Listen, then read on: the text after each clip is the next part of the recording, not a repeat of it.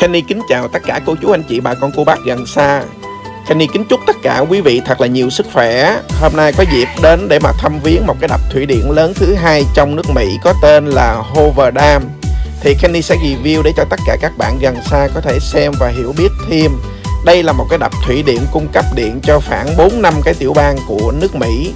Nếu như các bạn nào mà lần đầu tiên mà xem video của Kenny mà chưa có đăng ký kênh thì nhớ đăng ký kênh để cập nhật những cái video mới nhất.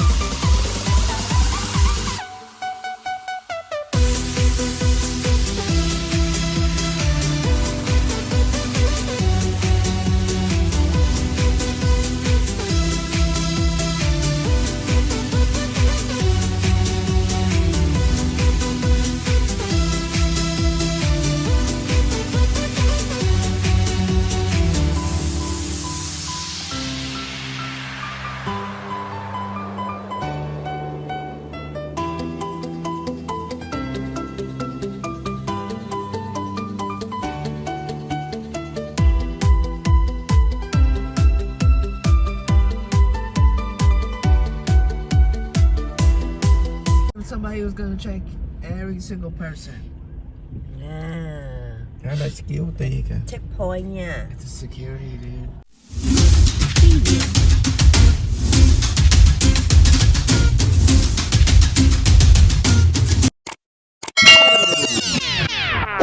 Đang nghe.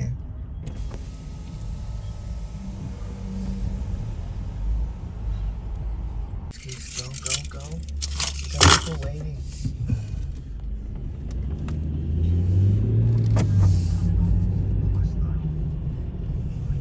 Có cổng kìa, welcome to HOOVER DAM. Vô đồ chết, đồ dắt chó, đồ lợi, đồ làm ghê. Wait, dogs? Yeah. Nó hỏi mình có lấy playcam đồ vô để Đúng bài. rồi. Cái này là của chính phủ mà. Ồ, cái cầu trên đó ghê chưa? Cái cầu nè. Đó, người ta đi trên đó kìa, thấy chưa? Đó, người ta đi trên đó đó, cái cầu nè đó, người ta đứng ở trên đó quá chừng luôn kìa. Ta nhìn xuống kìa, là hồi nãy trên đó đi lên đó. Đó, hồi nãy ở chỗ đó em chỉ với anh đó đi lên đó là ta ở trên cầu đó đó. Đang trên cao. Chắc họ không dám đi lên chỗ cây cầu này quá. Đường này nhỏ xíu. Chạy cong quẹo cong. Nè quay ở đây nè. Kẹt xe nữa hả? Cong mà nó cong 180 độ. Để kẹt nữa. That's only in the night. Đứng ở trên cây cầu đó là nhìn thấy hết trơn đó. Có biết. Quá trời đông luôn. Vì mà hồi xưa nó làm bằng tay chứ. Có cả 100 năm rồi đó. Từ cái chỗ mà đậu xe của mình đi lên đây cũng khá là xa nha các bạn.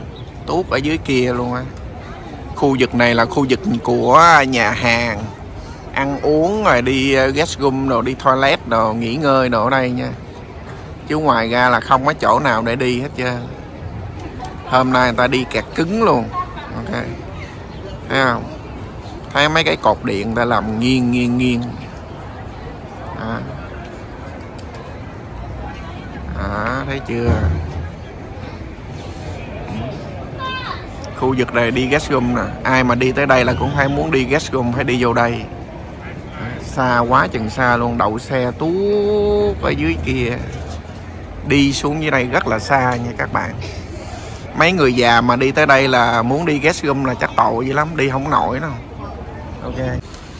Ngay cái nhà hàng ăn ngồi ăn nè, thấy chưa? Nhìn lên thấy cây cầu cao quá chừng cao luôn. Tuốt trên đó cũng có xe nó chạy cũng nhiều lắm. Đây là cái nhà hàng mình ghé đây mình ăn nè, có bán cà phê, đồ nước uống, đồ đầy đủ hết trơn. Ok. Gift store, đồ những cái đồ lưu niệm ở đây luôn. Đó. Chỗ này là chỗ mình ngồi ăn uống, đồ uống cà phê, đồ ngắm cảnh đâu ha. Đó. Cái store này là duy nhất là ở chỗ này, ngay cái main entrance đó là cái cửa chính đi vào. Ok. Ở đây mình có thể mình ngồi mình ngắm cảnh nè, Thấy cái cầu cao quá chừng luôn ở trên đó kìa các bạn. Thời xưa người ta làm bằng tay, người ta làm dây, người ta đu không có thấy không? Công nhận hay dễ sợ. Làm bằng dây để mà ta đu lên đu xuống. Công trình thủy điện rất là lớn luôn. Nó phục vụ cho biết bao nhiêu mấy trăm ngàn căn nhà để mà tạo cái năng lượng điện cho người ta sử dụng. HOOVER DAM người ta đi chơi quá trời đông rồi thấy không? Vui chưa? Vui chưa? Đó, xe đồ cặt cứng hết trơn rồi thấy không? Quá chừng xe luôn, người đeo như kiến.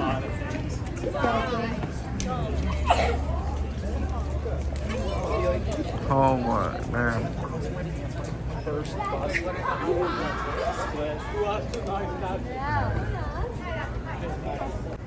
Tuốt ở dưới luôn nè, sâu kinh khủng luôn nè.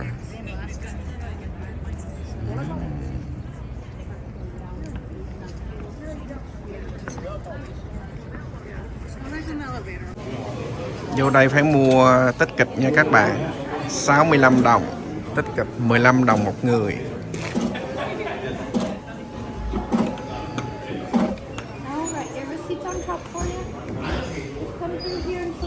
Mình đi một cái tour xuống cái dam. Bây giờ cả nhà đang ship hàng nha. Quá trời đông luôn. Ship hàng mua vé mỗi người 15 đồng đi vào trong.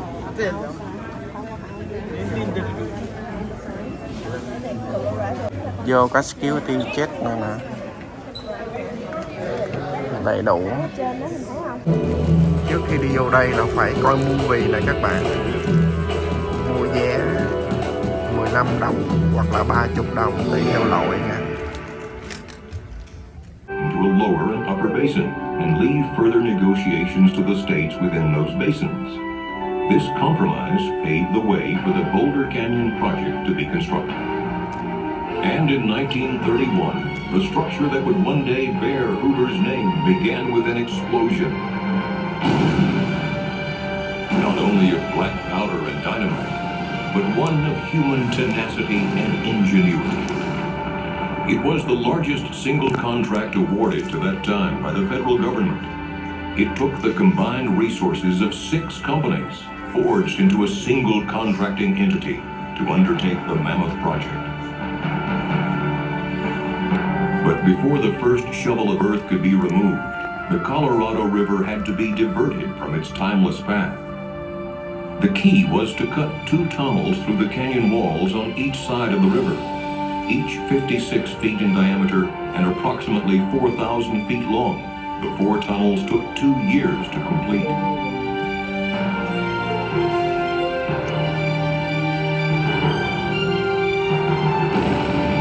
With the tunnels open and coffer dams in place, the Colorado River had no choice but to leave its riverbed and flow through the man-made corridors.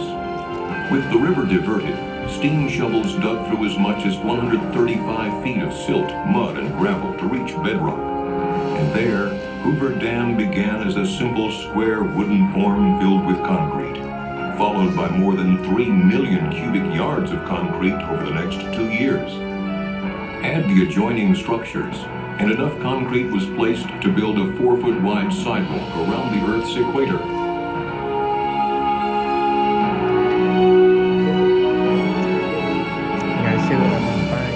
Heat from the setting concrete was predicted to take more than 100 years to cool, but engineers fashioned 1-inch steel pipe inside each concrete block before it was poured. A refrigeration plant so massive it could produce a 1,000-ton iceberg every day continuously pumped cold water through the pipes, cooling the concrete so construction was never interrupted.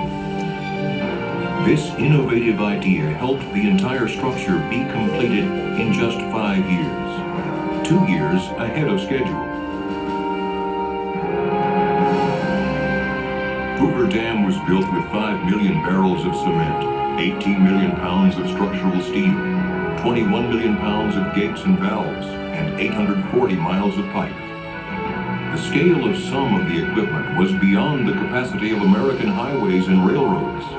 The pipes that would carry water from the reservoir to the generators were so large they could not be shipped, so a manufacturing plant was created to build them at the site. An infrastructure of highways, railroad tracks, and power lines had to be created to move men and materials from outlying areas to the dam site and to supply electricity for construction. An entire town was needed to house the workers who were pouring in from all over America in the midst of the Great Depression. The project averaged 3,500 workers a day, working 3 shifts, 7 days a week with only 2 days off a year. The pay scale started at $4 a day, a good wage in the midst of the Great Depression sweeping America. Amid the country's economic uncertainty, the workers in this canyon gave new life to the nation's spirit, as they gave new life to the desert Southwest. This is an engineering victory of the first order. Another great achievement of American resourcefulness, American skill, and American determination. And that is why I have the right once more to congratulate you who have builded HOOVER Dam, and on behalf of the nation, to say to you, well done. Franklin Delano Roosevelt dedicated Boulder Dam on September 30, 1935. In 1947, Congress officially named it HOOVER Dam. Some call it the most prodigious engineering construction feat since the Great Pyramids of Egypt. When a U.S. Senate committee endorsed construction of HOOVER Dam in 1928, its report said, "A mighty river, now a source of destruction, is to be curbed and put to work in the interests of society." And so it was. HOOVER Dam brought the desert flood control, a reliable supply of water, electrical power, and more. Behind a 726-foot-tall concrete base lies Lake Mead, America's largest man-made lake. Born out of the collected waters of the Colorado River, it could cover the entire state of Pennsylvania to the depth of 1 foot. But held behind HOOVER Dam, it is a life-giving source for communities throughout the Southwest.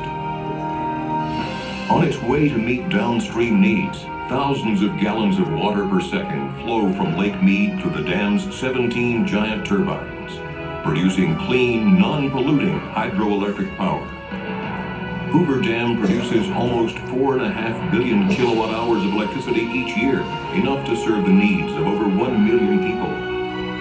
The sale of this power has repaid the entire cost of constructing HOOVER Dam and continues to fund the yearly operating and maintenance costs as well.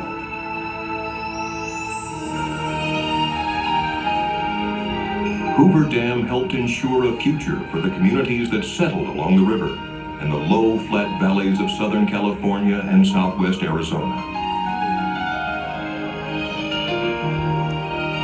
In Las Vegas, Phoenix, Los Angeles, and other smaller cities, Colorado River water delivered from Lake Mead helps meet the needs of millions of people a year. HOOVER Dam and other dams along the Colorado River contain the floodwaters spawned each spring by melting snows, and from their reservoirs flows an assured and reliable water supply for water users throughout the basin. Combined with the warm climate and rich soils of the lower Colorado River Basin, water from Lake Mead has created some of the most productive farmland in the country. Farms in Arizona, Southern California, and Mexico, irrigated by these controlled flows, produce over $1 billion worth of vegetables and fruits throughout the year for dinner tables across the nation. The clear reservoirs and controlled river stretches resulting from construction of HOOVER and other dams have created year-round recreational opportunities at the National Park Service's Lake Mead Recreation Area and other locations along the Colorado River. Hoover Dam first helped create and now helps sustain the high quality of life enjoyed by millions of people in the desert Southwest. At Hoover Dam and its other projects throughout the West, the Bureau of Reclamation is focused on efficient, effective, environmentally sensitive water resources management to help ensure our limited water supplies can meet the needs of all who depend on them. Wherever the system delivers water, life flourishes.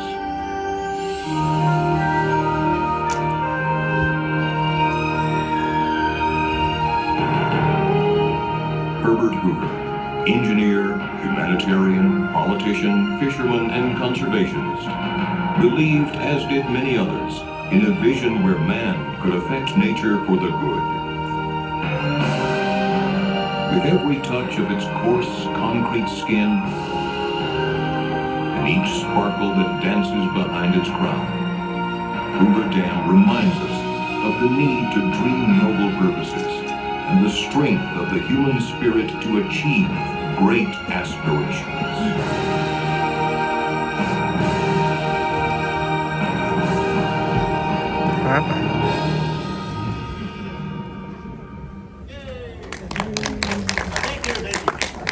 So real quick, everyone, if you happen to be on a dam tour, folks with red, white, and blue wristbands, when you come out, come around to your left. We're going to give you a little information on what you do while you're waiting for your tour.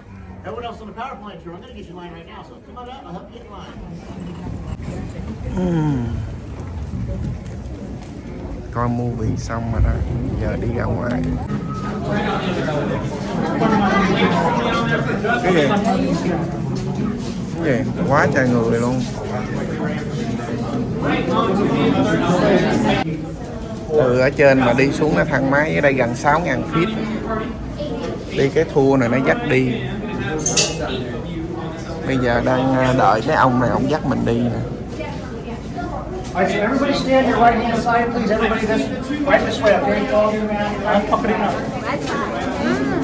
Right down there, that's it, okay? Everybody just stand to your right, please. Thank you. Ồ, coi nó làm thôi kìa. Cái công trình kinh khủng chưa?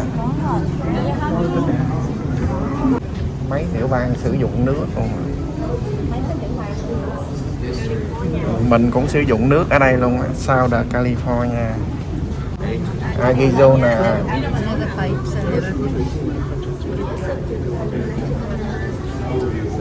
Coi ống nước kìa, quá trời bự luôn.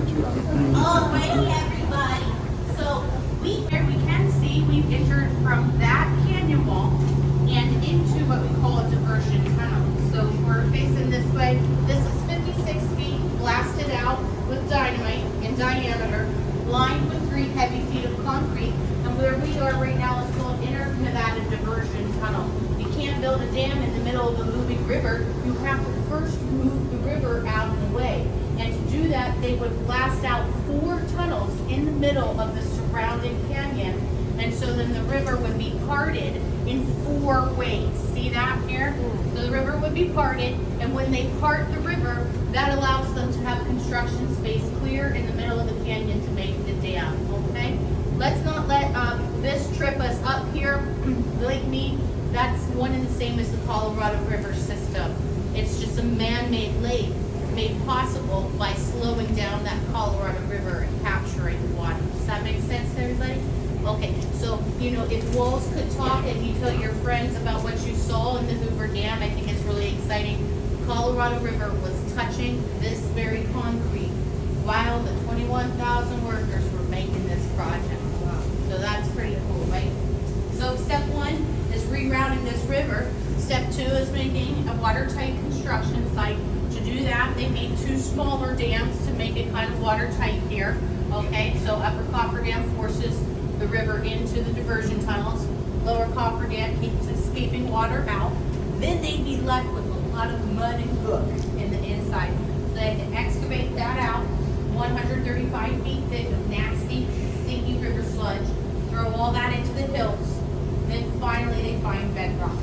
And when they find bedrock or the solid ground underneath, that's the time that catches us up to the movie. You learned in the movie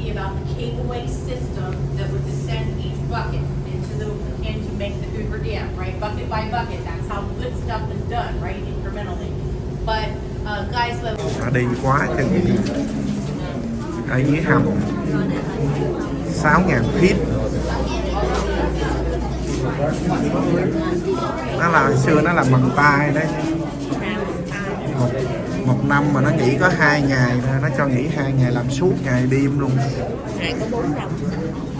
Một ngày 3 ship, first ship, second ship, và coi như là suốt đêm luôn, ngày đêm làm suốt luôn.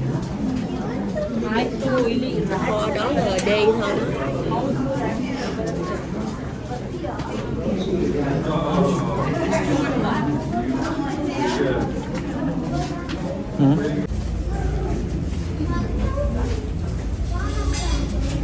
Đi con gúp hết nha, có người dắt đi gúp từ gúp. Stand your left, enjoy your Ra here.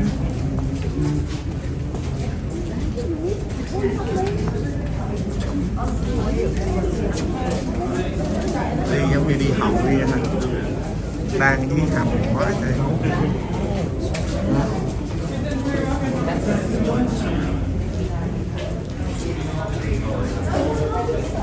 Không nói gì à, quá trời.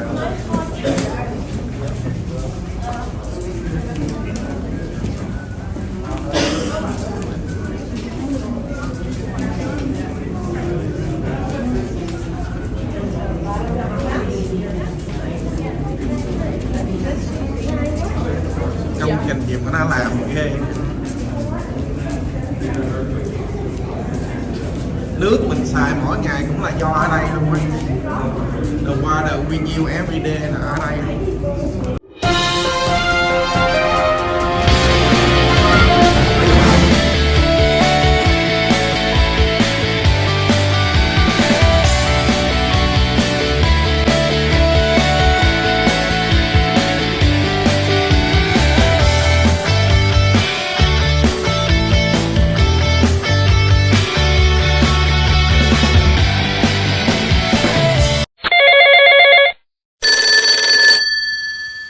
Kính chào các cô chú, anh chị, quý đồng hương tại California.